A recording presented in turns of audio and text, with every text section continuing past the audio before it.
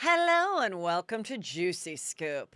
Well, I have a great show, more breaking Hollywood scandals that have been happening I'm going to share with you this morning, as well as I've got Davina from Selling Sunset. She came in here in person and she really divulged some scoop about the show, filming it, what happened in the past, what she sees happening in the future. Very juicy.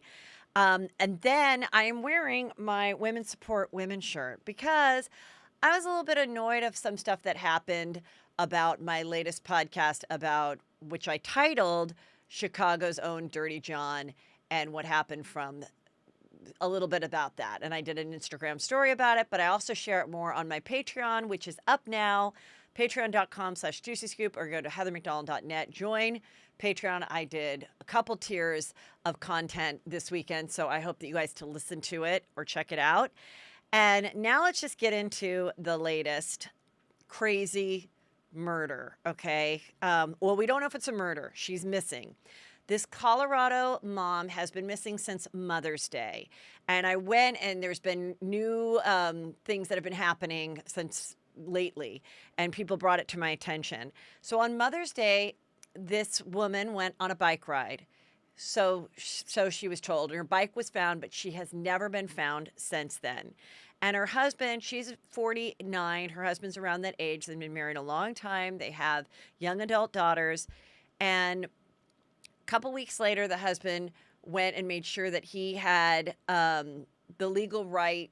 How did the guardianship over her, even though she had not been found, because they wanted to sell their house or it was listed and someone wanted to buy it, and he wanted to make sure that her missing wouldn't keep the sale from happening, so he could sign in her place. And her daughters agreed. That was a little fishy, but we understand if you want to sell your house and your wife is missing. Since then, someone has come forward. Now, the day that this woman went missing, he was at a $92 a night motel room, where he was set to meet this coworker to do a landscaping job. The coworker arrived and he had just left the room. There were wet towels everywhere and the place reeked of chlorine. That guy was like, "What about the job we're doing?" He'd already left and said there was a family emergency, and he's never heard from the husband again. And so he said, "I thought it was really strange that he called me out to this place to do this job, yet then he wasn't there, and he's never talked to me since, the wife has been reported missing." The strong chlorine smell that he smelt in the room, and so did the people that worked at the hotel. They said, "That's very strange because we don't clean with chlorine," okay? And now this guy that thought he was going to do this landscape job has come forward and shared his story with the police because he feels like maybe he has been set up to be an alibi. This guy, the husband, has now gone and done an interview and said, "I'm absolutely horrified that anybody thinks I have anything to do with my wife. I've been in love with her since 1988. We are a God-fearing, loving family. I don't know what happened to her. The police screwed it up. They have the bike, but they don't have any evidence. And anything could have happened to my wife. She could have run into someone that she knew that took her. Maybe a mountain lion attacked her on the bike and took her off and ate her. Any number of things could have happened while I was out of town supposedly going to do this job," is when I heard that my wife went missing, because she went missing the morning after he left and checked into that hotel. So did she really go missing that morning? We don't know. Did something happen the night before? Then he went to the hotel, took care of things, and then came back? Or is he completely innocent? So this is very juicy, and it is out of Colorado. So follow that one. Chris D'Elia, you guys, is just when I thought it was kind of over for him, and I actually talked about it on my Patreon on Friday, that in listing all the pervert stand-up comics, I thought he was a little bit lower on the totem pole. Of course, Bill Cosby is number one. Now, again, he is not being accused of rape, but he is being accused of exposing himself. And these are new women that gave their story to CNN that are different women than who gave their story to the LA Times. And Chris D'Elia, let me remind you, he's a very popular stand-up comic. He has several Netflix specials, all of which have been taken down. He has not posted anything since the scandal broke in June on Instagram. He abandoned his podcast, or the network took it down. He's just been laying low. And the first accusations from the LA Times was that he had contacted underage girls and corresponded with them. And then he said, I never knew they were underage, and I've never met with anyone that's underage or that was not consensual. Well, now a couple other girls have come forward. They are not underage. However, 2 are 19, met him after his show. He said, come to an after party. Here's the address. They get to the address. It's actually his hotel room. They go up to the hotel room. He's like, would you like a drink? He makes them drinks. He does not drink, by the way. He's one of those guys that has never drank. Makes them a drink, and then he started to put his hands on their back, and 2 girls got a little nervous, and then the girls said, let's leave. And as they got up, he then exposed his erect penis to them. And I was like, are you sure you want to leave? That's one story. Then another story was a girl that was friendly with him and a group of people. She was a bartender. They were hanging out. She was friends with lots of stand-up comics. He said, will you please give me a ride home? And she said, sure. They get in the car, and I don't know if they'd left or not, but they're in the car, and she looks to him in the passenger seat. Okay, where are we going, or where's your house? And he starts to give this weird flirty look, and he's asked her to touch his penis. She says no. And so then now he's fondling himself, and to the point where I don't know if she left the car or not, but then he finished off himself. She was very freaked out. She told a couple people, which again, these reporters have talked to these people that heard the story like the night after it happened, whether it was their roommates or their personal friends, which really gives the stories of these women a lot of credibility, even though, they didn't go to the police or anything. And then she was like at a Pink Taco with some other comic friends of hers, and he comes up right to her ear and he goes, you, which is kind of weird because he was in the show You on Netflix, where he played a pedophile, popular stand-up comic sitcom star. So, and her friend witnessed it, and the friend also told CNN, yes, I remember that night. I remember how disturbed she was. And then this girl stopped hanging out with her comedian friends, stopped going to the comedy shows. And so Kelly and I were talking, what do I think is going to happen to Chris D'Elia? Well, what's interesting about Chris D'Elia is he comes from a very privileged background. And by privilege, I don't just mean being tall and white and having a couple bucks. I mean Hollywood privilege.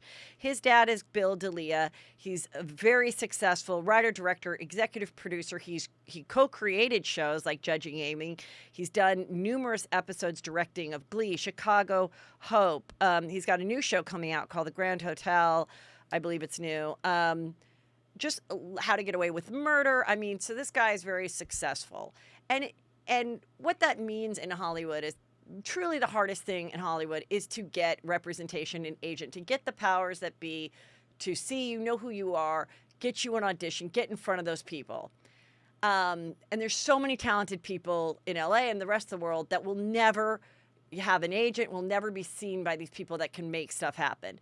So him being raised in that home, he really had a great advantage. Now, no one's handing you a part that you can't handle or giving you a TV show that you can't, execute. But it's like jumping you 12 steps ahead of any other struggling actor or comedian. And nothing wrong with that. Hey, hopefully my kids will have, if they want to pursue acting and comedy and writing and producing, hopefully they will benefit a little bit from me, and just that I might be able to introduce him to some people. Okay. But so what do we think is going to happen to him? I don't think he's as talented, nor does I think he have the following that Louis C.K. did. But now he's up there with Louis C.K. in the accused sexual misconduct of exposing himself without women asking for it. And so I think he's going to go away for a while. I think he probably could survive financially between his own wealth and his parents and not really have to pursue it. But I think in this day and age, he will eventually maybe go back to doing some type of a podcast. Maybe it won't be as comedy driven. I don't see him ever being cast in a sitcom. I really don't. Really, Kramer never came back. You guys may remember that Juicy Scoop scandal when he lost it on the Laugh Factory stage and started calling two black men in the audience the N-word. He never recovered. He's never been cast again. So I don't know. I think he would have to do his own thing, and it'll be interesting to see. But one thing that was interesting is the article that I talked about the other day, which was James VH, which a lot of people hadn't heard of. All these girls at Sarah Lawrence College has come together and accused him of rape and sexual misconduct and sexual assault, and everybody has dropped him. But one thing I noticed when I was looking on Twitter last night is the original Hollywood Reporter article was the headline was this: a rising star with a book deal and a viral TED Talk, comedian James VH is accused of sexual assault by multiple former graduates of Sarah Lawrence who reconnected after learning about his HBO Max special. I started to read some comments after that, and a lot of people brought up something that I did not even notice, was how awful that headline was, because the headline was like, oh, boo-hoo, this rising star that had everything now doesn't. Once some girls saw that he had an HBO Max special, and got together and decided to share their stories and take him down. So I was like, wow, that is true. So today I went to go type in his name to look up if any more articles had been written, and I noticed that every article after that has a completely different headline, which is more of Sarah Lawrence alumni have gathered together and have corroborating stories about James VH's rape and sexual assault, and they wrote it very differently. So I feel like the Hollywood Reporter got wind of these complaints and rethought about how, in fact, they wrote that. So I thought that was really interesting.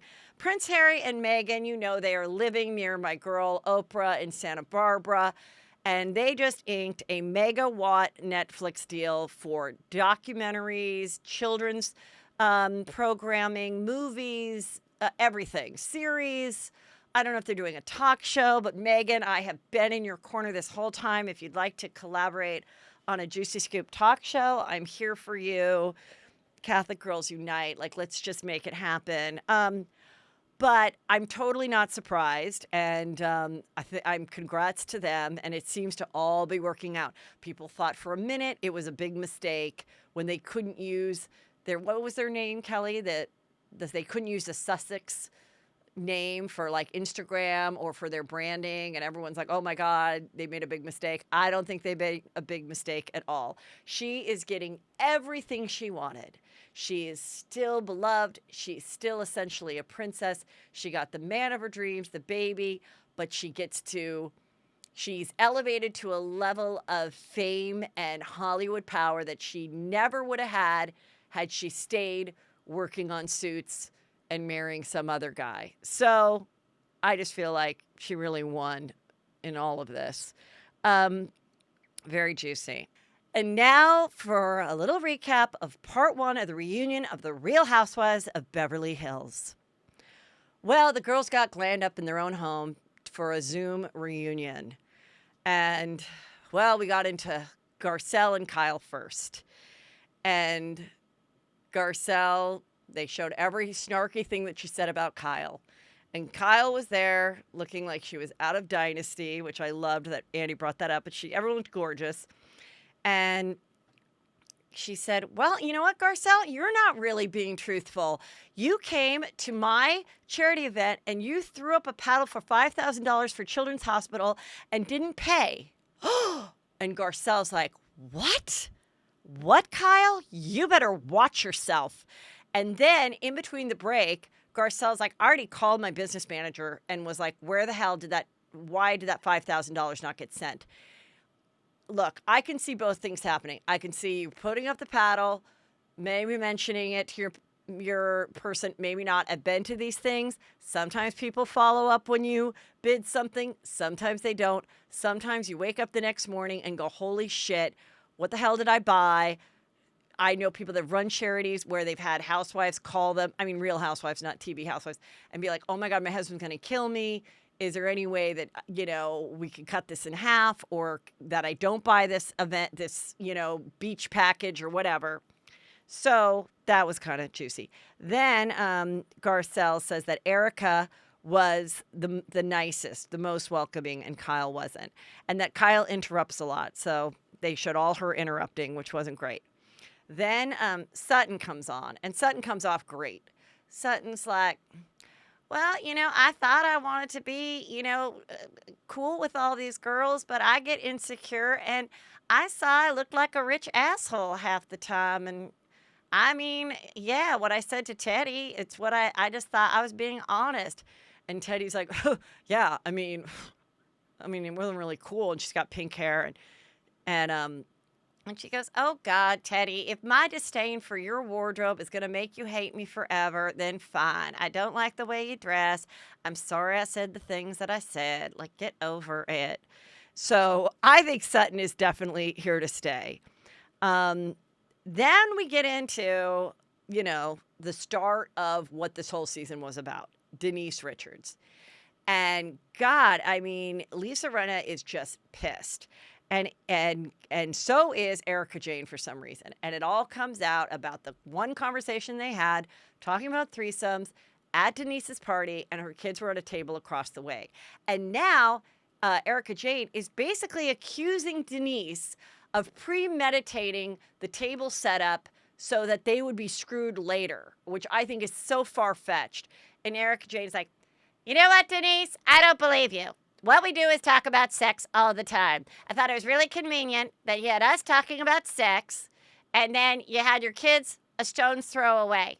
You did it to make us look bad. You took me out to lunch. I said I took it on the chin. I said, I'm sorry, Denise. And you know what you did? You went to Sutton and you went to Dorit. And I said, motherfucker, I'm out. I'm done. And it was like, Jesus, what? And then again, Denise is like, I just don't get it. Like, I just didn't want the conversation around my kids. We all saw it on the show. We all saw the show, Denise. And then Lisa Rinna's like, gaslighting, which, by the way, someone posted on Juicy Scoop Obsessed recently, like, why is gaslighting the most used? Well, gaslighting is the 2020 word that was triggered last year. Triggered was the year 2019 word. Gaslighting is this one. I agree. Gaslighting. And then, poor Denise is like, what? And she goes, oh, please, Denise. We all heard about your husband's big penis and how you searched the earth to get him a happy ending from a 100-year-old woman. Okay. Sammy, who I adore, didn't give a shit about our conversations about threesomes. And I asked you that, Denise, and you wouldn't tell me. She's like, well, because it was private. And they're like, it was on the show. They're all screaming at her. Well, not all of them. What it really is Garcelle, Dorit, and Sutton are cool and classy with Denise. They seem to understand the situation and not have a problem with her. Kyle, Teddy, and Lisa Rinna and Erica Jane are anti-Denise. And it all comes out because they feel that the fans came after the four of them this season. And they think that Denise pushed this narrative from the moment she had the party with the threesomes conversation to now. And it really came through. I had to watch it twice to get it, but it really came through. They're like, the fans wrote us. And then Denise is like, well, that was not my intention. That was not, oh, of course it wasn't, Denise. And then Erica Jane's like, really? It wasn't your intention? Well, isn't that convenient for you? Very convenient. And then Lisa Rinna does her gaslighting dance again. Good job, Denise. Gaslighting. And she gets her moment to dance in her gold dress. And Denise is just fucking confused as fuck. So we got 2 more Wednesday nights of this, and I could not be happier. I mean, I know everyone's sick of it, but I'm not. Because I kind of found a new little angle to it of why I've always told you they're pissed that Denise probably gets paid the most because she's a working actress and they have to go off her TV quotes. B, that she was Saint Denise, which I named her last year. The fans all loved her. C, that she maybe gets to miss once in a while because she is a working actress and they're all working actresses and they have earlier call times than her. And then when this happened early in the season and the fans started to be anti them, pro Denise, then it made them even more angry towards Denise. Oh, and apparently Denise liked a tweet that a fan wrote that kind of dissed Lisa Rinna and Erica Jane. And they saw that she liked it. And she's like, I removed it, you guys. I didn't even realize what it was. And Lisa Rinna's like, you removed it, Denise, because you were caught and because Bravo called your ass. Oh, shut up. Stop lying, Denise. Oh, woo. It was a good one. Okay, moving on. They all looked beautiful. Lots of fun looks. I think Erica Jane is wearing her own hair in this one. Her eyes are huge. She must have used that those drops that Christine from Selling Sunset used that makes blue eyes just pop and the white around your eyes huge. You know who didn't have those drops was Denise. I don't know if her eyes were bloodshot because she's just stressed or because she was wearing pink.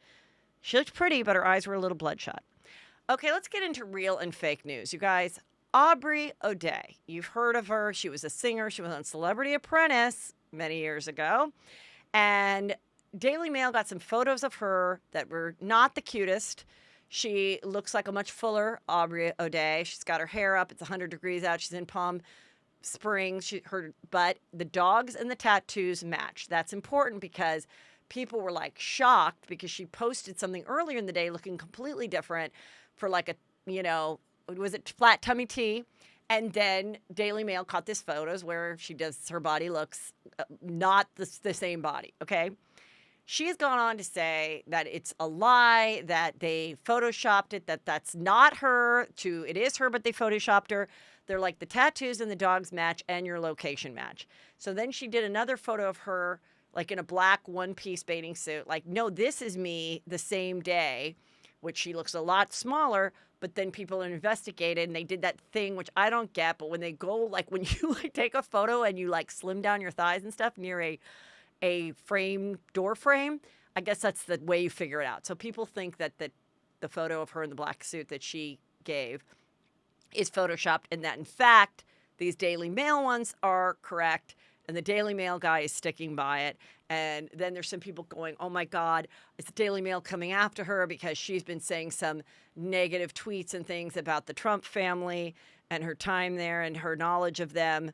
So who knows? But speaking of what is fake, though, there was a TikTok account that was like Selena R. Gomez or something, and it's her face, and they took a tutorial that she did, a makeup tutorial like everybody does, and they put a song behind it, and a thing that TikTok videos do is they show you doing something, and then you do writing, like of your thoughts. And the writing was of Selena Gomez being like, leave me alone. You have a wife now. Why do you keep stalking me? You lied to me. That's what the things were saying, right? About Justin. Yeah. And so everybody's like, my God, why is Selena Gomez still talking about Justin Bieber, who's married to Hailey Bieber? Like, leave them alone. Anyway, the TikTok account was fake. So someone took a tutorial of her, did the writing, did a song, did a very similar name, put it out there, and believe me, people were sending it to me, and I was a little bit like, Selena, come on, like, leave the Biebers alone. I mean, isn't Hailey Bieber pregnant too? Oh, she's not. Anyway, you know who is pregnant is Bella Hadid. No, is it Bella Hadid? Gigi. Gigi is about to give birth any day. I forgot about that. All right, you guys. I'm super excited for you to now hear my interview with Davina. You had a lot of questions for her. She answered them all. She's coming in hot. People were not happy with her, especially the end of season 3. And here we go with Davina from the hit Netflix reality show, Selling Sunset. I am talking to a real juicy subject of conversation. If you've been watching Selling Sunset, which I know all the Juicy Scoopers have, Davina is here. Davina Potratz. Yep, you got it. I did not realize you're originally from Germany. You have yes. a very little accent. Yes. So we're going to get into it because people did not like you this season. Some people didn't like me. I think some did. And then when we were really going over it with my producer Kelly, and I was kind of explaining why, I think it really just came down to that final scene at Christine's wedding. Yeah. And for those of you that haven't watched Selling Sunset, let me just give them a little brief backstory. Selling Sunset is on Netflix. It's a great, juicy show. It's beautifully shot by the producer of The Hill, so it looks different than other reality shows. It's based on a real estate company run by two tiny twins named Jason and Brett that are hot but petite. Yeah, mighty. And they're both single and childless. And with their gorgeous all-female real estate team is who we see. We know there's other people that work there. Yes. It's a real estate company, the Oppenheimer Group, on Sunset. And we got to see 4 seasons. And three. No, 3. Sorry. We just finished yeah. the 3rd season. And most people became aware of it, too, in the 3rd season, is that Chrishell, who's one of the realtors, was married to Justin Hartley, star of This Is Us, who I don't know that he was ever featured. Was he maybe featured at all? Never featured in the show, but she would refer to him and talk about how great her marriage was. And while they're filming, he dumps her by text and files for divorce. Yeah, which is awful, yeah. And so we're watching you as, and obviously you were a real realtor, an experienced realtor. Mm-hmm. You were a realtor before Adam, the producer, ever came to you guys. Definitely, yes. So give me like a little bit of your background and how you found yourself at the Oppenheimer Group before the cameras found you guys. Okay, so I've been in real estate the longest out of the whole group, including Jason. So I've worked for a lot of big developers doing new development sales. So I worked for the Ritz-Carlton in downtown and the W in Hollywood and a bunch of projects in Beverly Hills. So luxury condos was my background. Mm-hmm. And I, to kind of fast forward, I met Brett on a transaction, I think it was 2015, and he had some clients. I was representing the seller, and we became friends through the transaction. We had to work through a lot of issues, and he said, you should come hang out with us. So I went to dinner and met the group. I met, I think, Amanza and Mary and Jason. And Brett, obviously. And that's how I met them. And we had been talking, and they said, you should join us. And I said, well, it's a completely different model than what I'm doing because I'm working for these big developers. And I was at a good place with a building I was selling in Beverly Hills. So I said, well, maybe at the end. And so when the show came around, Brett said, we're going to have the show, and it's been in the works for 2 years. And as you know, in LA, a lot of people talk about that. And I was like, yeah, I'm not so worried. Yeah, I'm not so attached to that. But he was like, no, it's happening. You should join. And this is your opportunity because you just got done selling this building. So I met. So they had already done the pilot.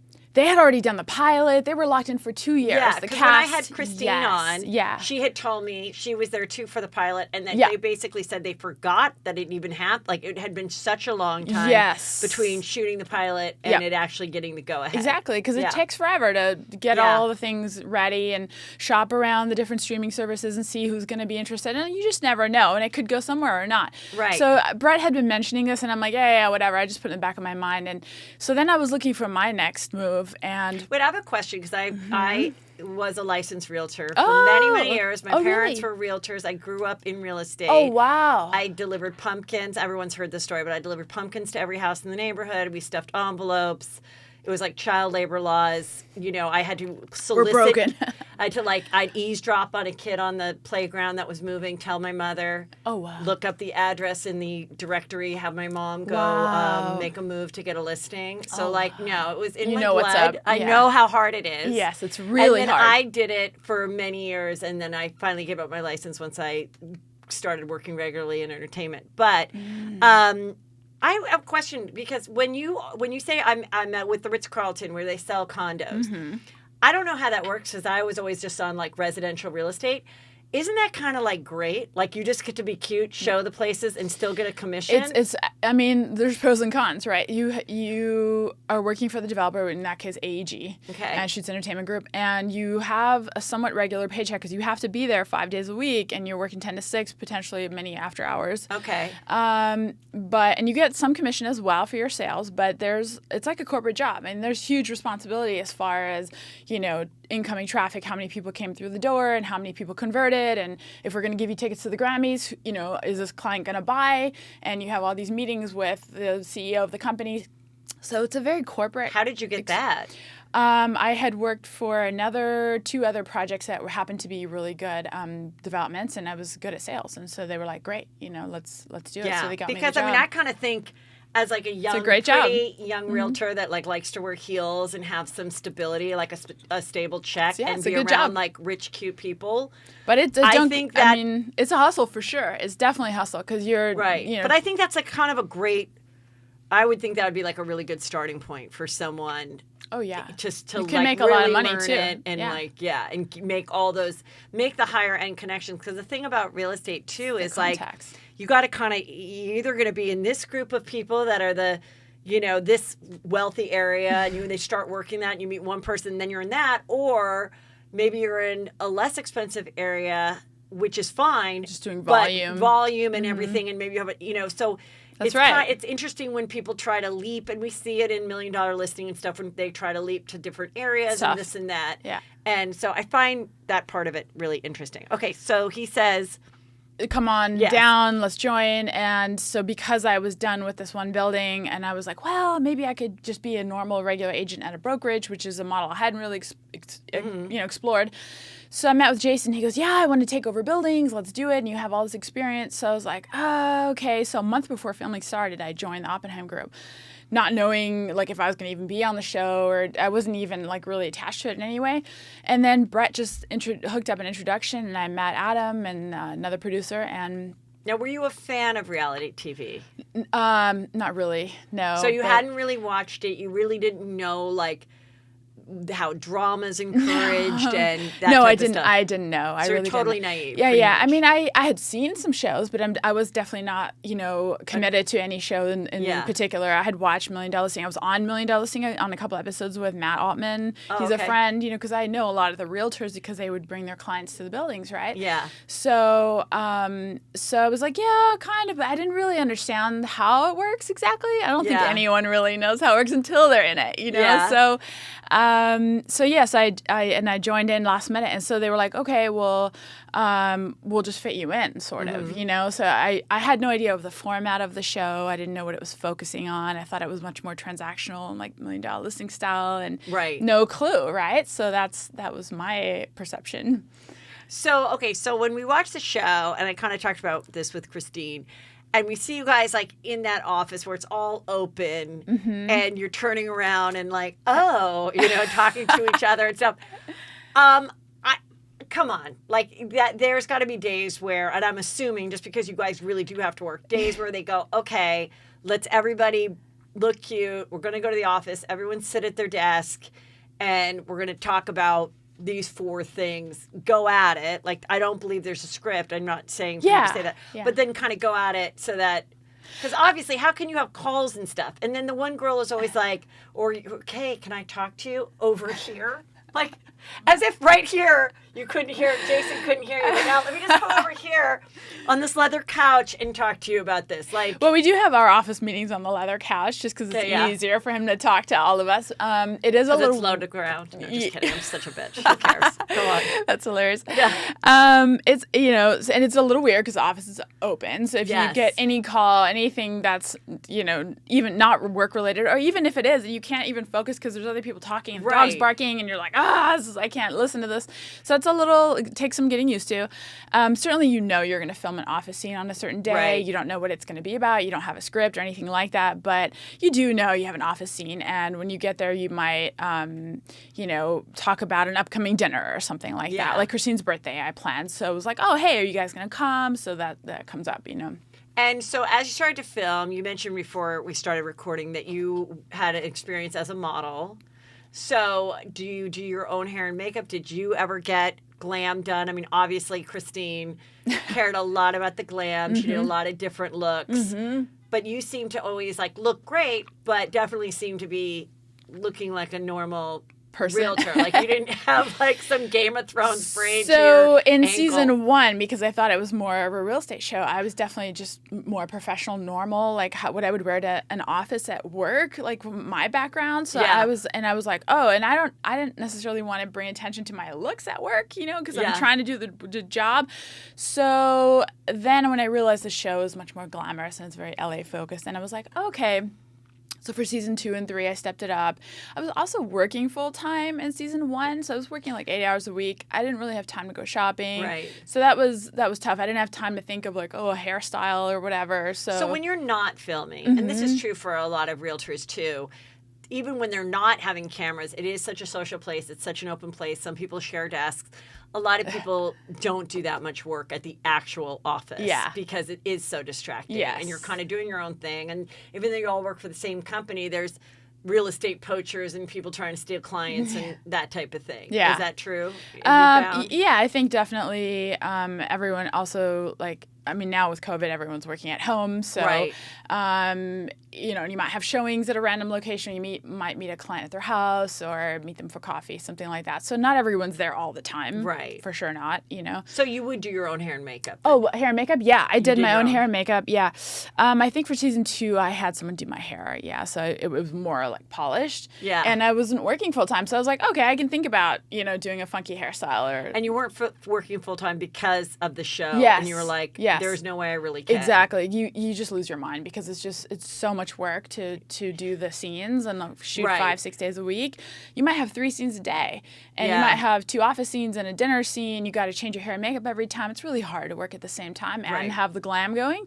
So this time I was like, okay, I'm going to be more prepared. I have 5 outfits ready to go at all times. I have my accessories. I'm all ready to go.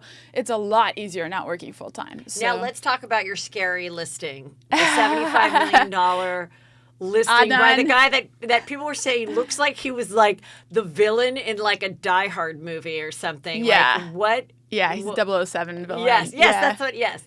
So how, first of all, did you ever meet him? And tell us a little bit about that.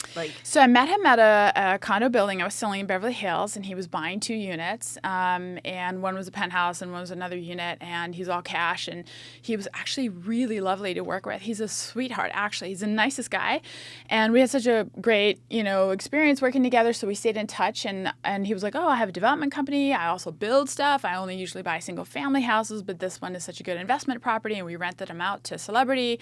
So he had a great experience. He sold them for a huge profit. So we stayed in touch, and I was like, oh, if this guy is constantly buying and selling stuff, he's a great client, right?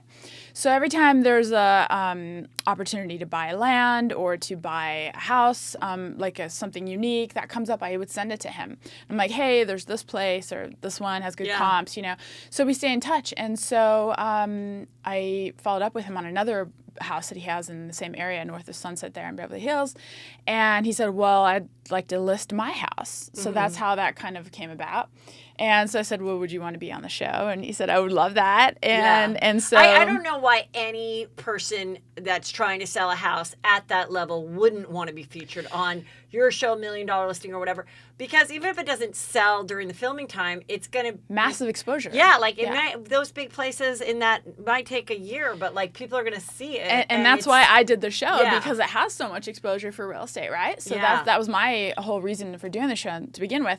But a lot of people are really private, as you know. Yeah. So they really want privacy. They don't want to be famous or be judged necessarily. They don't know how they're going to come across. Or have someone know that they actually have that kind of money. That's also that's also the case. So, he's close to being a billionaire. He's quite wealthy. So what happened with the house? I still have the listing. Maya has an interested buyer, so really? we're talking right now. Yeah. So wait, which one's Maya? This is Maya here. Okay. Yeah. And are we still at 75, or did you drop it? No, we're at 75, but he's he's not going to get 75 for that. He knows that. Yeah. I'm fairly certain he's aware, but he's not going to tell me what he would take. He wants the highest number, right? Right. Okay. So we're trying to piece something together that makes your client happy. When the twins said, we're taking the listing away, what really happened with that?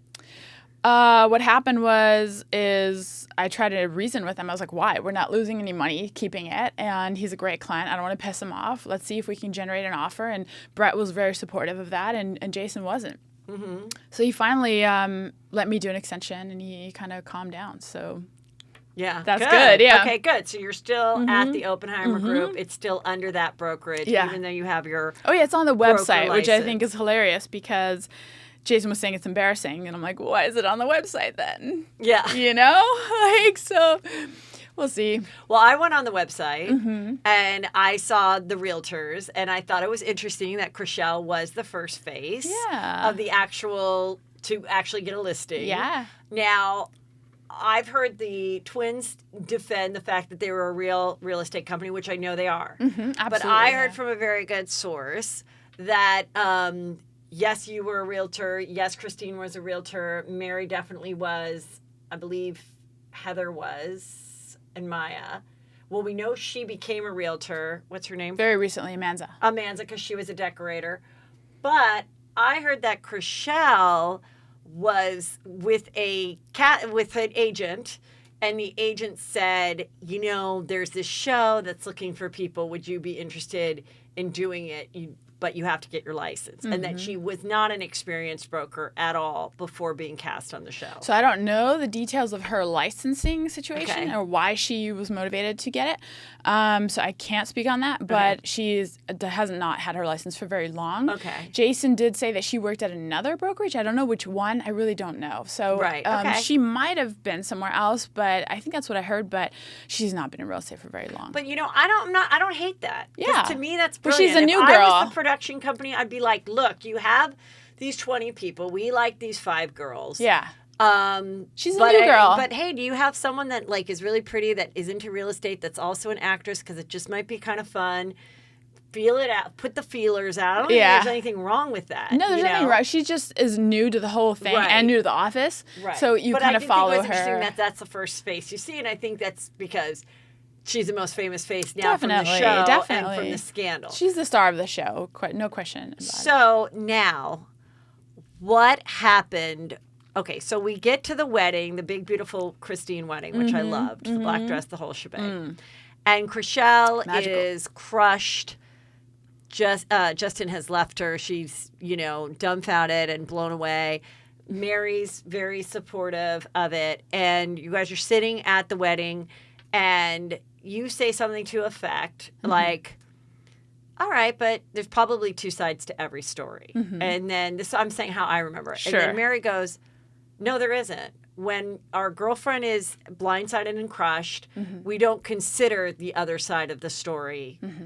And I think it was in that moment that had Mary not said that, I think the viewer might have been like, yeah, I wonder what that is, that other side. It wasn't the worst thing that you could have said. But once I know. Mary I'm said aware. that, it made people go, yeah, girl, what the hell, what do you owe anything to Justin? And I think you were just, tell me what you were thinking in that moment of saying that. Or were you thinking at all? Or were you really kind of curious what the other side is? Or what was the... So my position was super neutral. And what I think people forget is that Chriselle and I are not very close. It doesn't mean I don't like her, that I don't support her, but we're just not very close, right? So she's more of an acquaintance, we're friendly, but we're not close friends. We don't talk all the time, Right. She's a coworker and I respect her and everything, but we're not super close. So having no information, I was very neutral, and I was like, well, I think it's only fair to say we don't know what happened, and I absolutely have compassion for it. Just because I'm saying there's two sides to every story doesn't mean that I'm not supportive or compassionate. Of course I am.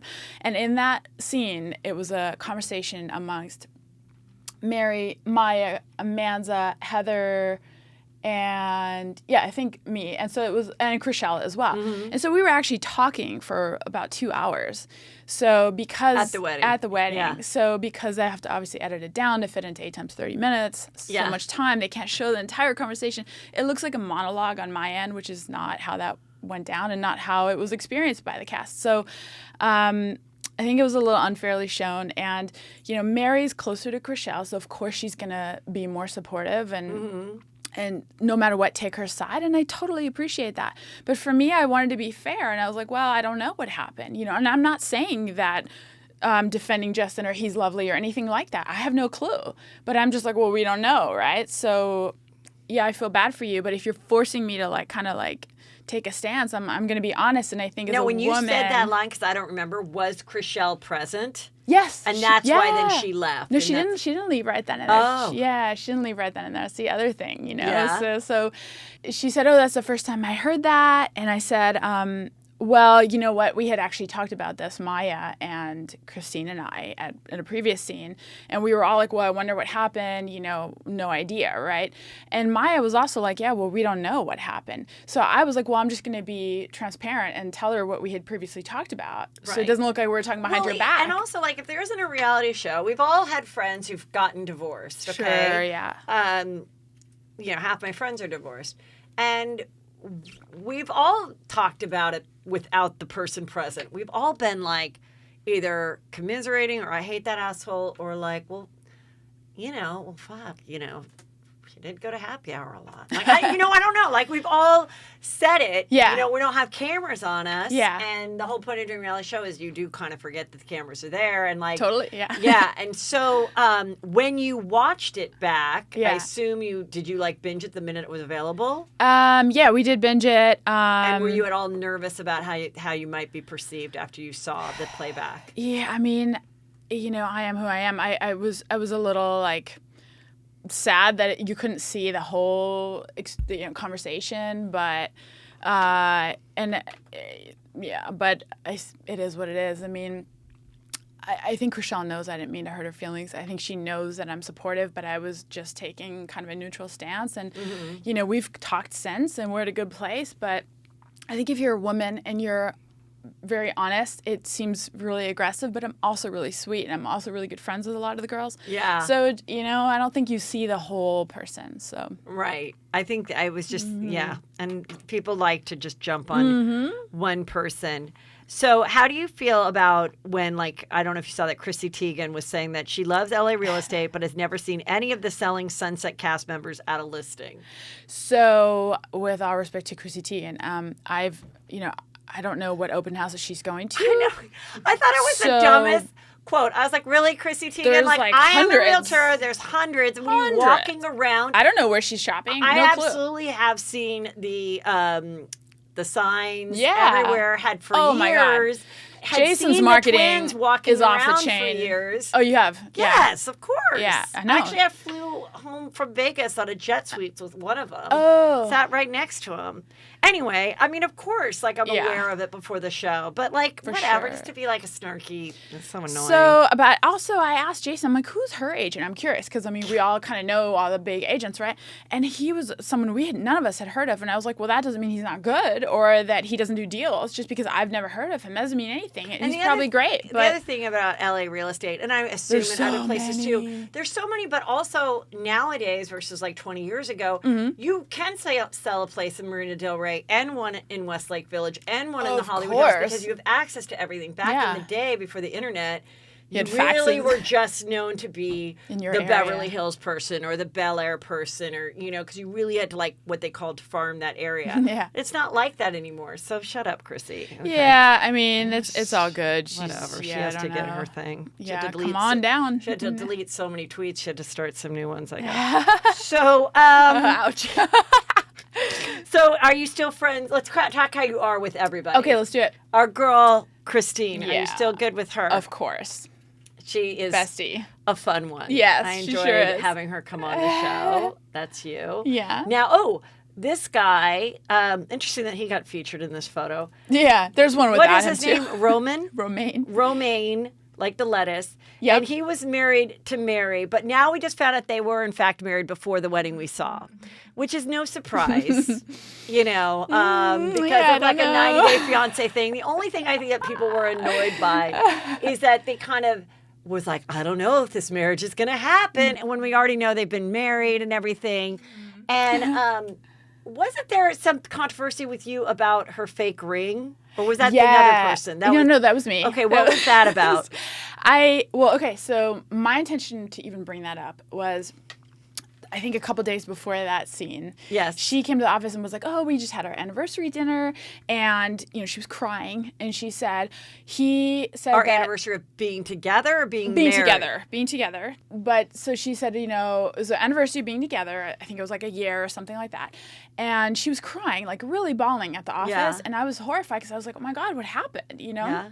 And she was like, well, he wants to have kids. I don't want to have kids. She has a son that's, I think, 21 Right. or 22. And she said that he felt like he was missing out on his younger years. So to me, like, bells and whistles are going off. Like, this is red flags. And I was like, Yeah. look, if this is my really good friend, I would be like, are you sure about this guy? Because that doesn't sound good to me, Right. Yeah. So, like, if it was my best friend, I would be like, Yeah. are you 100% sure, So I was like, oh, man, like, my heart's breaking for her. And I was like, shoot. And the other girls were too. And we were all like, oh, gosh, I hope you guys work it out. A couple days later, she shows up with a ring. And then she said, oh, but it's moissanite. And I was like, it's not about money. Now, what is moissanite? I think it's lab grown. Okay. Diamond, I which think some people so. do like to get because Yeah. they know it's not a blood diamond, but it is significantly less. Which is fine. Right. But my whole thing is like, okay, you were just in like tears about the Right. relationship and about much bigger issues than getting married, and now you're like getting married and he got you this fake. It's just like kind of everything seems kind of questionable to me. Right. And to be fair, I didn't know him at all. I don't know him at all very well. So maybe it wasn't fair to judge their relationship, but to me, this didn't sound good. And I was like, I don't know about this, And I was like, the fake ring, like on top of like the other stuff is just icing on the cake for me. But you didn't see my whole like reasoning behind it. So it just seems like I'm just judging on the ring. And then he really didn't like you. And he then didn't like that at all, And yeah. then he almost didn't want you to come. I didn't Oh, go you to didn't go to the wedding at the listing. No, I didn't. No. But I was okay with that. Why would I want to go to that? That's crazy. After how they acted, especially him, I was like, I'm fine. I'm totally fine. Yeah. Okay. So how are you with her now, Mary? We never had any issues. So you're fine. And I like her, but obviously she's going to take his side. So we're kind of like distant now, but we're friendly, whatever. Okay. And then Heather is engaged to Tarek from Flipper Flipping. Flop. Yeah. Mm-hmm. And she's on now I saw a photo. They HG. all went to the yacht. Oh, yeah. All about the yacht. Yes, they were Yeah. on the yacht. Were you invited to the She's yacht a day? sweetheart. She's always really sweet. No, was not invited. I guess she isn't that sweet then to you. She invited you to the yacht day. Yeah, well, I don't know. It's also Newport, so it's like I don't want to drive 2 hours. I do. I go ahead. Okay, well, if I get invited, I'll say, can we invite Davina? Because she didn't get to go for buns out, Thanks, suns babe. out photo. Yeah. Okay, so, and you like her. I do like her. She's very sweet. And do you think you'll be invited to that wedding? I think so, yeah. And you think that wedding will be filmed or maybe not because he has his own television commitments and he's never been featured on we don't know this. if he's going to be able to come on our show, so we're hoping, but he has TV shows as well, so I don't know if it'll be on his So it or might be a what. contractual conflict. I think they're thing. trying to work something out. Yes. I've met him, though, and he's very sweet. And she gets very angry when people bring up the fact She's that sensitive. that she looks very much like his first wife. Well, I would be pissed, too. Let's be honest, right? Like, I mean, it's not a nice thing to say, but it is something that's like. She does. But I think we've all dated guys where sometimes have a that type. keeps you from dating a guy. Like you go back and you look and you go, he's only dated blondes. What's he's interested in me? Like people can, and then I they see people that look like see. them and they're like, that's weird. Well, maybe you're his type. Yeah, I think I he don't just think probably that's a likes bad thing. blondes. Yeah. I mean, I always there's liked nothing tall wrong. guys with dark hair. That was my type. So, yeah, I got it. but it is extremely similar. But I don't care. I think she's beautiful. Yeah, she's in her very, own right. very sweet and genuine. But it's not like you wouldn't. It's not like they're twin. It's not like they're the Jason and Brett look alike. It's just that they're both blonde and pretty. Yeah, but totally. okay, she doesn't Totally. like that. All right, if I want to invite it on the yacht, I'm going to say you look nothing at all like Tarek's ex. Okay. She would love that. And okay, so then Maya is The Israeli. She's She was Israeli, in Florida. And she's had her second baby. Yep. And did she go back to Florida? She went back to Florida. So you don't expect her to make a return on the show? I think she'll try to come out and make something work, but it's really tough with the two babies, and her husband works full time in Florida. He's a pretty serious corporate job, so it would be tough to be away, I think. And she was struggling last time because she was gone for 5 months, and she had her dog and her son, and she was just like, I can't do this full time. So it was a lot. Yeah. And then Amanza. Now, she was struggling because we never knew who her she had a famous ex, I think, right? Or is he not famous? I don't think he's super famous. I don't know, but Okay, I think he played football in the NFL. But we watched that he like just was MIA, like And literally. he really was, and she was falling apart. Which I don't blame her. I would be terrified too, because he was present and he was a good dad, I think, to her kids. And so it sounded to me from the show, and I don't know if they said it, but like maybe he was struggling with something addiction-wise, or that would make him go off the grid a little. We don't know. Because she really didn't know, and she had to go to court. She still doesn't know, yeah. To get full custody. And so she's still getting no support, doesn't know where he is. Exactly. Doesn't know where he is, no support. I think they had some sort of court appearance, and I think she got a glimpse of him, and he seemed fine, but she doesn't know what happened. So it's really sad for the kids, too. You know, super sad for them, because he was there the whole time. So I don't know, but I feel for her for sure. Yes. Okay. Let me see. Okay, which cast member has the most listings per year / sells the most homes? I would say Mary, but she gets a lot of assistance from Jason. Now that was an interesting thing that he would always. Why? So because if he didn't want to be in charge of the entire listing himself, he'd be like, I split it with you, but he'd give her it, and he's giving her like. I don't know what their split is. Yeah, I don't know what their split is, but something. So that was happening before the show. Oh, definitely. Yeah, and that would always piss off everyone. Oh, of course. Yeah, that was always happening, but it's not our place. It's not our business, and it's not. You know, he doesn't have to give us anything, but it certainly doesn't like make us feel warm and fuzzy, right? Right. So I mean, how would you feel if constantly he's giving to them? And I've never gotten a listing from Jason or Brett. Never, not once. I don't think Christine has either. I don't think Heather has either, as far as I know. Mm-hmm. So that just makes it like, and it's one thing then to be humble about it, but I think Mary's a little bit not as humble about it. Like she's not being honest about the help that she does get. It. Yeah, and she definitely works hard, and we're not saying she doesn't work hard. But the hardest part for a realtor is actually getting the listing. What's up. Actually getting them to sign is by far the hardest thing. That's the most difficult part of real estate, and that's why I tell people, don't think this is easy. Like, don't get into this if you don't have a network, or if you don't have a plan, or marketing money. Because, you know, and having a good buyer is hard too, but people also don't know a buyer can cheat on you. There's no contract with the buyer. So you could show a buyer. They could be shopping with 5 other agents. And you could show them 20,000 homes, and then you get an email, roses are red, violets are blue. We bought a house from someone else, but we really appreciate you. Mm-hmm. I remember my parents got that in a flower arrangement. Holy And then moly. they'd always say, holy moly. Roses are red, violets are blue. We bought a house from someone else, and fuck you. Oh, wow. I would be pissed.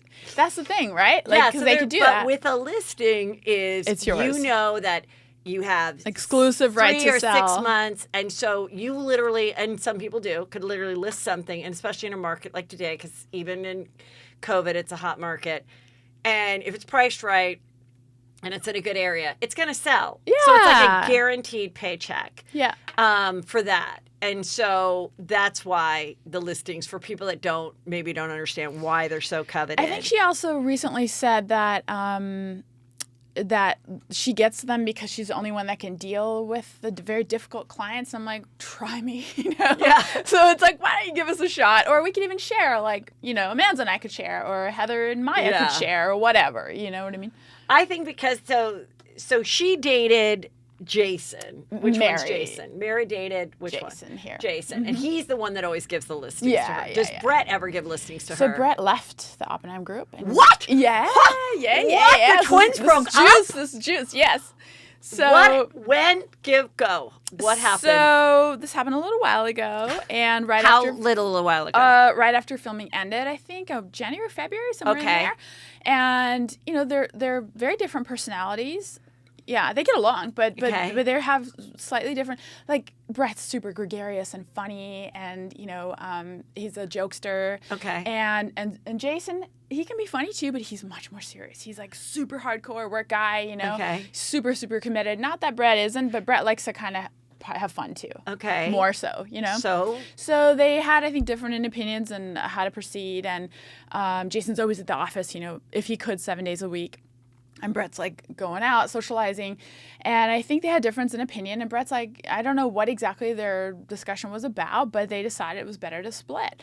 And so it was kind of weird, but it was also kind of good because I feel like they should both like be their own person. They're not attached at the hip. You know what I mean? Like they're First of all, they're not the same. Are they identical twins? Were they Yes. in the same sack? Yes. Yeah. They were an embryo that split. Yes. I mean, So hello. essentially, they are the same person. No, just kidding. They DNA wise, they What are. does the mother think?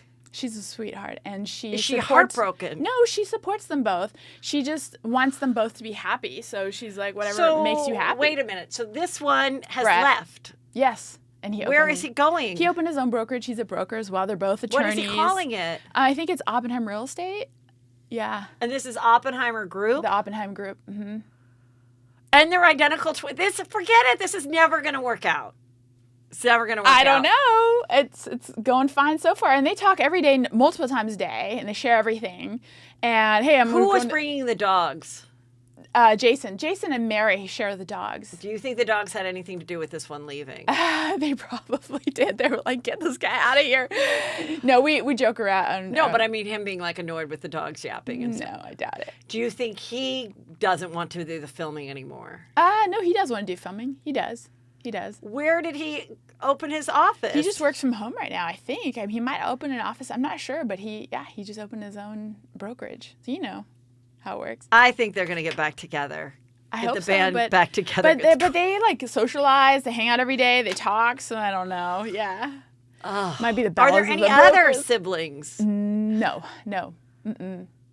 There are a lot to handle. This has probably been the most disturbing information from the whole interview. Really. As a mother, I'm heartbroken. I I want them to be back together. Get the band back? I think there's something not okay with this. no, I think they're fine. Actually, I think they're totally fine. I'm worried about Brett. Why? I don't think he's he going to has- be as. He has great clients, really good, and they're like repeat clients. He has like Okay. 5 or 6 repeat clients. All right, if you're confident. I don't know. We'll see. I So think it'll when be will you- juicy for the next season. Well, okay, so do we Right? know if there's a next season? We don't know yet. We should know, I think, in a week, very, very soon. Because it seems like filming is kind of starting up again with people with precautions. So hopefully you guys will be able to Film soon. start. Yeah, I hope so. Do you think they would film in like early December, or was that a weird time to start? If we got renewed, I don't know. I would think they'd start before that. Really? Oh, we'll see. We'll see. I don't know. I feel like things are opening up. Like I just went to this makeup store and they're like, selling out because so many makeup artists are buying all their stuff. So that tells me there's filming. I've noticed like in LA, there's like crew parking and like, so I More think more activity. stuff Yeah. I think is going to start happening, especially when you're just filming a show like yours where it's not a studio audience. It's not a sitcom, like you can do Probably. individual Scenes, filming yeah, and, 2 and people, take 3 some people. precautions or Yeah. everybody gets tested. Yeah. I don't know. I think it's fine. Jesus Christ. Yeah, I wonder if Jason or Brett's gonna get an office or what. Like it's kind of like TBD right now. It's weird. It's weird. I'd like to. I hope they put the mom interview the mom. What They this means to her. should. They should. But they are really different. So I think she's like, okay, if you guys They're get so along, not different. They, I watched they the are. show. I promise you, they are. Well, to the viewer, they're not different at all. Yeah. Visually and every other way. Did And you when notice say that one's hilarious? he no one's cracks more hilarious. jokes though? Did you notice that or no? You didn't. I really did know. not notice one funny thing out of either one of them. Really? Who was the one though that when running after Chriselle at the wedding? He seemed sort of. Which one was that? That was Brett. But it was, That kind of was hot. Where it felt like he really he's like, cared. yeah, who upset her? Yeah, whatever. yeah, I felt yeah. like he cared a little Well, bit. I think it was just overwhelming for her, understandably so, because she's dealing with divorce. And who was the one that was mean to you about the listing? Jason. Interesting. Yeah. See, Brett wouldn't have been. Brett was defending me. He was like, I think we should give her a chance. So everyone likes Brett better than Jason. He's just more easygoing, yeah. But Jason, he's more successful because he's so serious and working all the time. And he's like, I'm bringing my dogs here. I don't care what my brother I don't care. says. I don't care. Let's do this. Yeah. But Until the Brett, brother says, I'm out of here. But Brett loves the dogs. You think he loves the dogs? I think he does because he loves to play with them and to like be affectionate, but he doesn't want to take care of them. So to him, it's perfect. He's like, great. Okay. All right. Davina, I loved talking to you. You're I'm so glad. sweet. I'm glad that we got to clear up some things. I'm excited. I think the show will come back. I think it's a really fun show. I say it's like real estate Thank you. porn, mixed, Yes. like real, like Young Real Housewives I drama. hope so. I hope so. I like your little outfits. I like it all. So Thank you for having me. Yeah. Oh, I want to ask you one more thing. What do you think about how they've revealed, like, this one girl did a TikTok that kind of went viral? Oh, yeah. About they